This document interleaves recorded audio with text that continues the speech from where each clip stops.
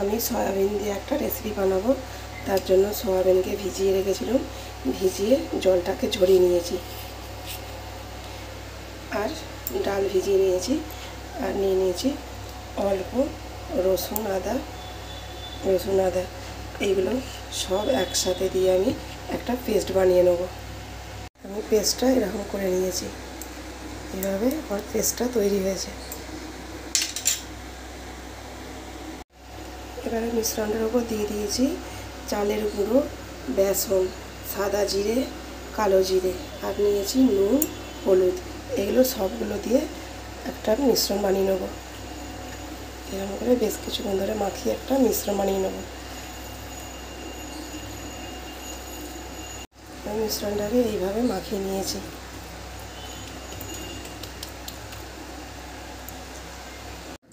আমি এটাকে এইভাবে সেভ করে নিয়েছি, এইভাবে নিয়ে একটা মাছের আকৃতি করে নেব, নিয়ে কড়াই এইভাবে দিয়ে দেবো। এইভাবে আমি বানিয়ে নেবো সবগুলো। কয়েকটা ভাজা হয়ে গেছে, আর কয়েকটা আমি শেপে তৈরি করে নিয়েছি। এগুলো একটা করে তুলে তেলে দিয়ে দেবো।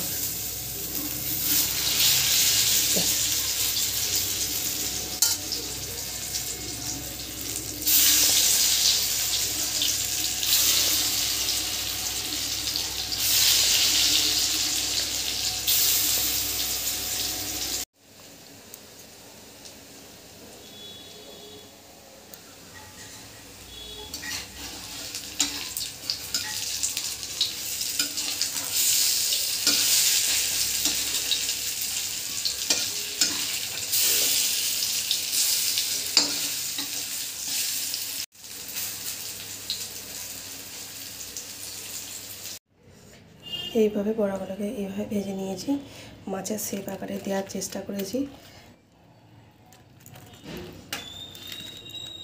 এভাবে মাছের শেপ আকারে দেওয়ার চেষ্টা করেছি। কড়াইয়ে তেল দিয়ে দিয়েছি, কড়াই তেলে দিয়ে দেবো খানিকটা হিং দিয়ে দেবো কিছু গরম মশলা।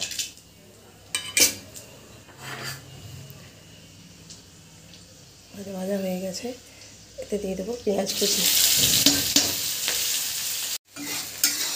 পেঁয়াজটা একটু ভাজা হয়ে গেছে, এতে দিয়ে দেবো নুন, লঙ্কা গুঁড়ো, হলুদ গুঁড়ো।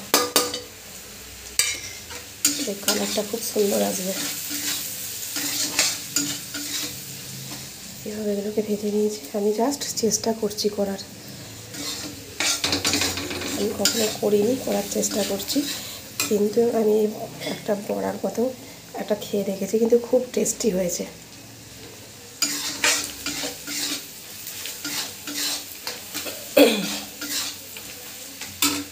এতে দিয়ে দেবো রসুন আদা বাটা,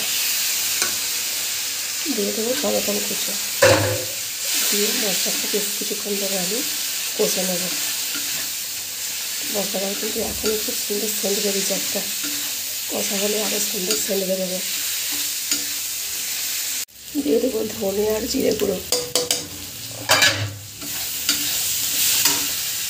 অল্প জল দেবো, দিয়ে মশলাটা কষবো কিছুক্ষণ ধরে।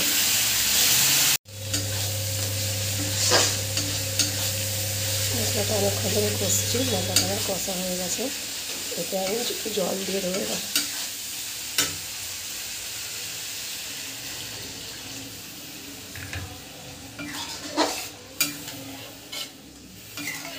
এবার জল দিয়ে দিয়েছি। এটা ফুটে এলে এই সয়াবিনের যে মাছের শেপ করে রেখেছি এইগুলো দিয়ে দেবো।